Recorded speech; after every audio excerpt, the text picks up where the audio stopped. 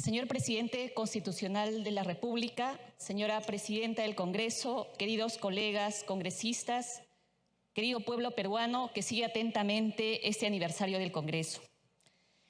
Han pasado 199 años desde que un 20 de septiembre de 1892 se reunieron los primeros diputados de nuestro país.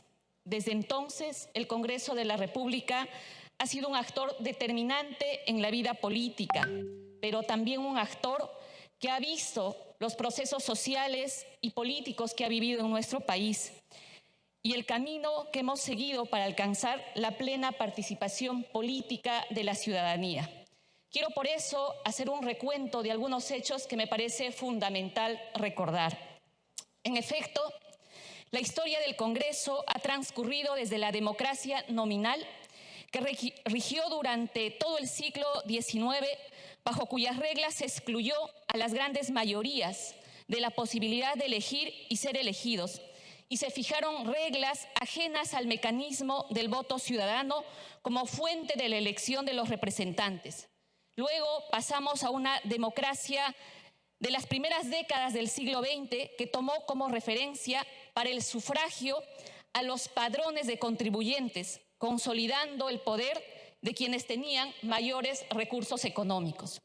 Posteriormente hubo la denominada democracia masculina alfabeta, es decir, a quienes solo sabían leer y escribir, que rigió hasta la pasada mitad del siglo pasado, que significó la incorporación de electores, todos varones, que supieran leer y escribir, y luego de algunas décadas se alcanzó esta denominada democracia mixta, nuevamente alfabeta, que abrió por primera vez la puerta a la participación electoral de mujeres alfabetas en 1956. Está de más decir, colegas, que a pesar de su importancia, estos cambios siguieron excluyendo a sectores históricamente olvidados y postergados en nuestro país, como por ejemplo las poblaciones indígenas. Es recién a partir de 1979 que se instaura el derecho de las personas analfabetas a participar en procesos electorales, con lo que en teoría llegamos a un estatus de democracia universal que rige hasta la actualidad.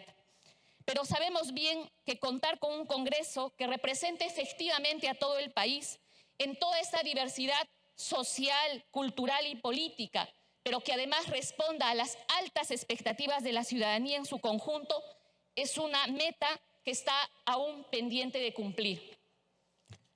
Teniendo ello en cuenta y considerando además que somos una representación elegida en un contexto de emergencia sanitaria, nuestra tarea principal como Parlamento debe ser que desde este conjunto debemos contribuir a resolver estos grandes problemas que se han arrastrado durante años, como es garantizar el acceso a los servicios públicos, derechos fundamentales, fortalecer la institucionalidad del Estado, que además se agrava durante una pandemia que nos está golpeando a todos.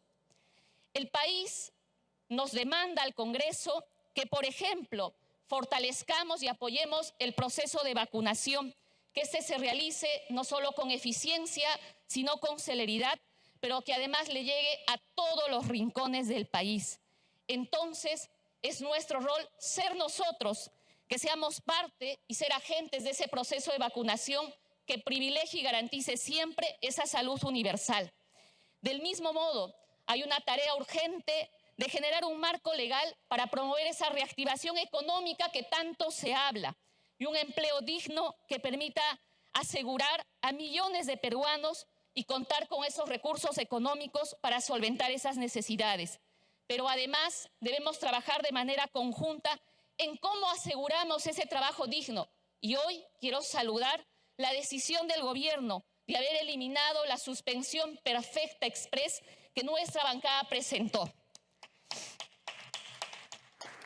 De esa manera, creemos que debería dotarse esa asistencia a miles de familias que no cuentan con recursos y que hoy pasan hambre y que por eso estas ollas comunes tienen que fortalecerse para poder garantizar esa alimentación diaria. Pero al mismo tiempo, colegas, y hay que decirlo, venimos de un proceso electoral marcado por una polarización, en el intento además de desconocer resultados electorales legítimos y, cómo no, venimos también de un cierre de Congreso.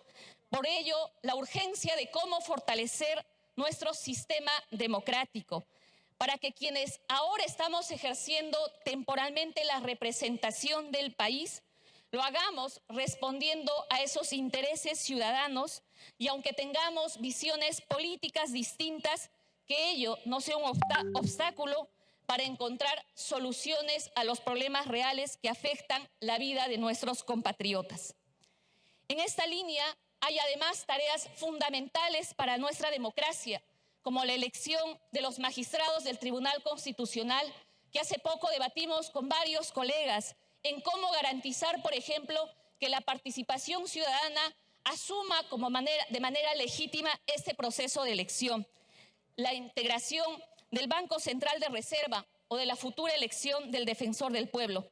Cargos que seguramente serán asumidos por personas probas, idóneas, con trayectoria y compromiso democrático que debemos elegir, además, en aplicación de un principio de paridad que lo hemos venido señalando siempre.